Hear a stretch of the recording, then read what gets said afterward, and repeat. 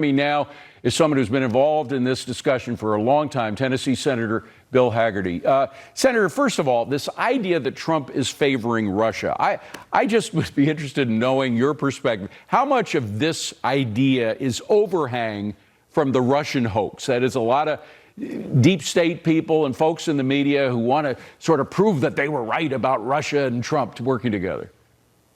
Dave, I think that's a very good theory and probably mostly right. The truth is very different from that, because President Trump has continued not only to retain sanctions in place, but actually enforce them, which the Biden administration never did.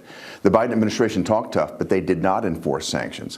What President Trump has done is actually gone into secondary sanctions. I think you read about the fact that President Trump has gone in and sanctioned a Chinese refinery, the buyer of Russian crude. That is the way to deal with this. That's the way to put maximum pressure on Russia. Their banks, the purchasers of crude oil, that's the way to deal with this. He's doing it. The pressure has been maintained and mounting on Vladimir Putin. Well, we have $62 a barrel oil right now. I mean, nothing has hurt the Russians more in their war effort than being defunded by the price of oil going down. I know it fluctuates, but generally speaking once the regulatory holds are completely let off, where we begin seeing an increase of 2 million barrels a day just from Gulf oil alone, from Gulf of America oil, that price is going to go down further, isn't it?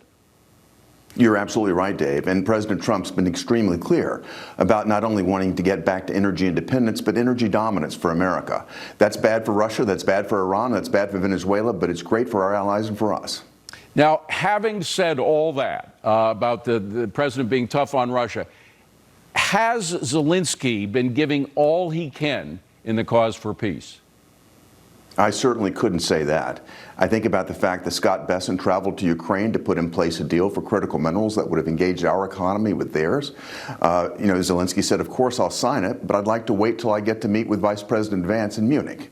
He goes to Munich. Vice President Vance is courteous enough to meet with him, and he tells Vice President Vance, I'd like to actually sign it with the president at the White House.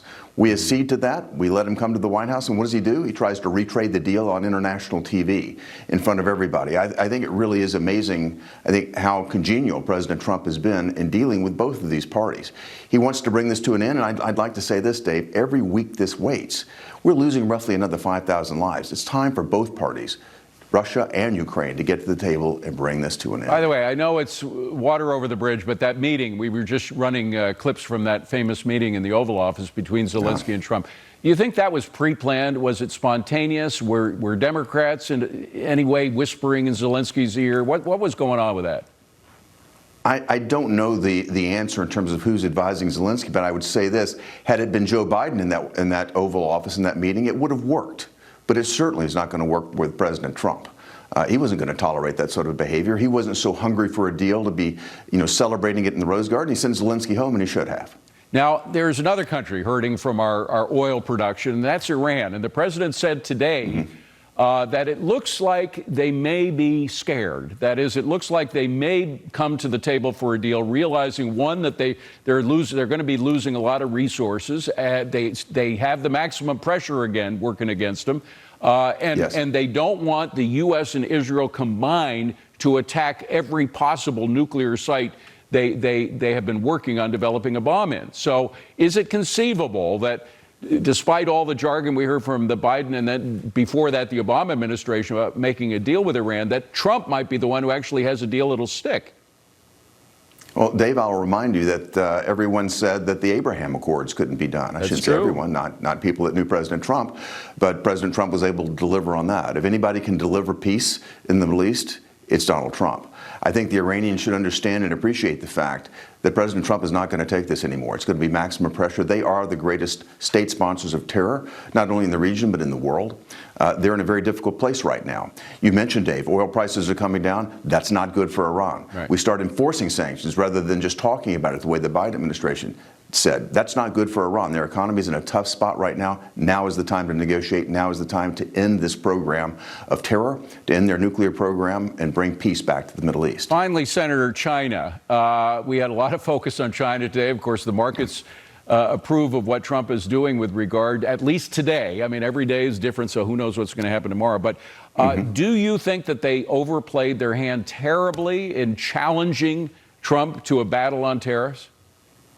Of course I do. Of course I do. They tend to overplay their hand, whether it's their use of the Belt and Road Initiative or whether it's the situation they find themselves in now, again, retaliating against President Trump when he warned them not to, and find themselves in an extraordinarily difficult box. China has a very export-dependent economy. They've also not played by the same rules that every other major economy does. They steal intellectual property. They subsidize industries. They need to come to the table now and look to actually make a deal. And they break, by the way, another fact is that the deals that they do make, they break. And the deals that they made with the first Trump administration, they broke. How do we make these deals stick with them? I was just coming to that, Dave. I worked very closely with the team that negotiated the Phase 1 deal in the first administration because they worked with me on the 2 trade deals that we did with Japan. They committed at that point to $200 billion worth of purchases from America. They fell short. China needs to keep its word. China needs to step up. If you think about what happened during the COVID crisis, if you think about the spy balloon that flew across America, there's a real issue of trust right now. That issue needs to be resolved. China needs to prove that it's a reliable partner. Senator Bill Hagerty, always a pleasure to see you, Senator. Thanks so much for being here. Likewise, Dave. Good to be with you.